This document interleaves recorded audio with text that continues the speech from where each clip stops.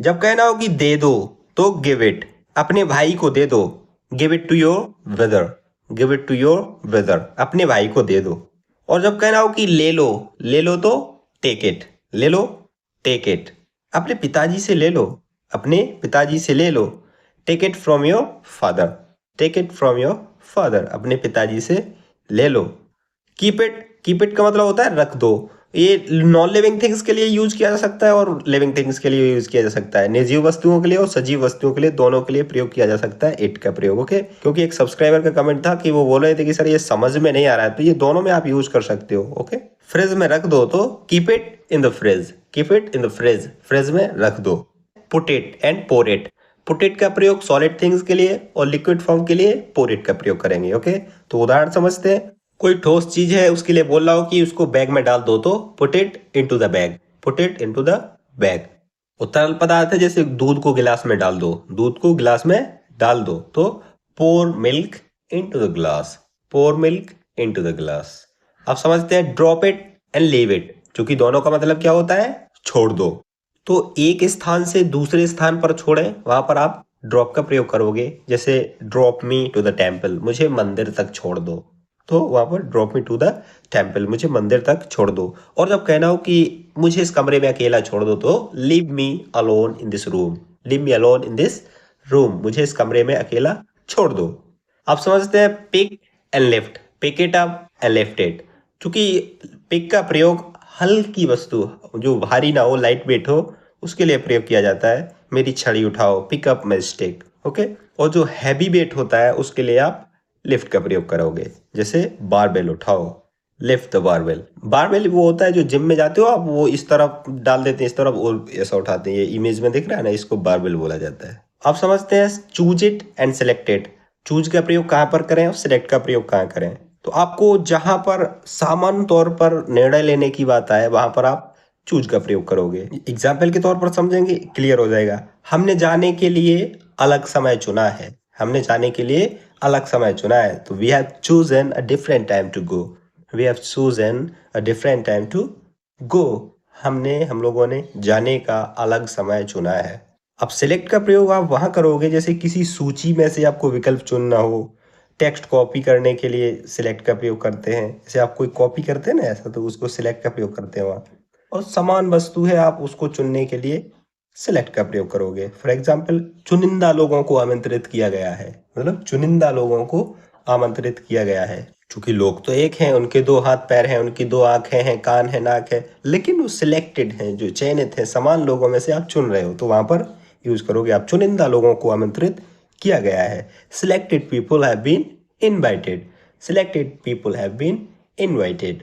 अब collected and gather it में अंतर समझ लेते हैं। किस कंडीशन में गैदर इट का प्रयोग करें, किस कंडीशन में कलेक्टेड का प्रयोग करें, क्योंकि दोनों का मतलब इकट्ठा करना होता है। तो कलेक्टेड का प्रयोग वहां पर करेंगे जहां पर सावधानी पूर्वक आप कोई चीज को इकट्ठा करो, किसी से लेकर इकट्ठा करो, तो वहां पर आप कलेक्ट का यूज करेंगे। एग्जाम्पल के तौर पर समझते हैं, are you collecting for charity, are you collecting for charity, जैसे आप क्या दान के लिए इकट्ठा कर रहे हो, क्योंकि चैरिटी का मतलब होता है दानी संस्थान। ओके, धर्मशाला जहां पर धर्म किया जाता है।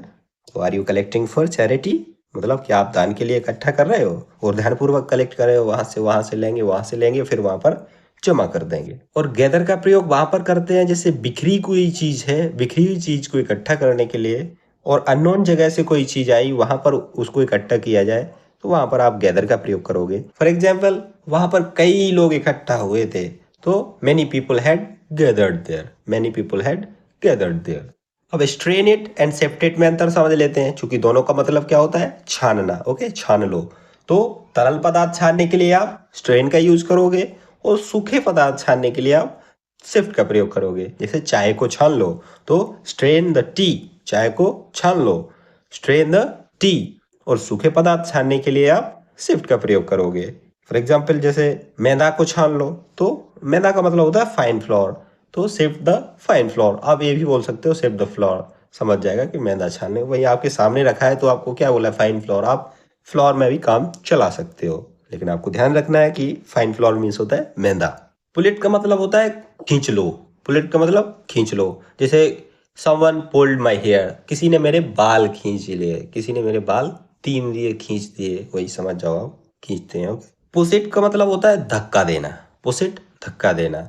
तो समवन पुश्ड मी, किसी ने मुझे धक्का दे दिया, ऐसा। ओके। और ऐसा बोल रहा हूँ कि उसने मुझे एक तरफ धकेल दिया, तो ही पुश्ड मी असाइड, क्योंकि एक तरफ का मतलब असाइड होता है। ओके, असाइड बोलते हैं ना, गेट असाइड प्लीज, एक तरफ हट जाओ जरा। ब्रिंग इट का मतलब होता है लाओ, ब्रिंग इट लाओ। जैसे मैं अपनी बहन को पार्टी में लाऊंगा, मैं अपनी बहन को पार्टी में लाऊंगा, तो I will bring my sister to the party, I will bring my sister to the party. अब गाइस बनाने के सेंस में समझा देता हूँ, मैं 3 वर्ड समझाऊंगा, क्योंकि दोनों का मतलब अलग अलग होता है, लेकिन बोला जाता है बना रहा हूँ, ठीक है। तो जैसे मेक मीन्स बनाना, बिल्ड मीन्स बनाना, और कुक मीन्स बनाना।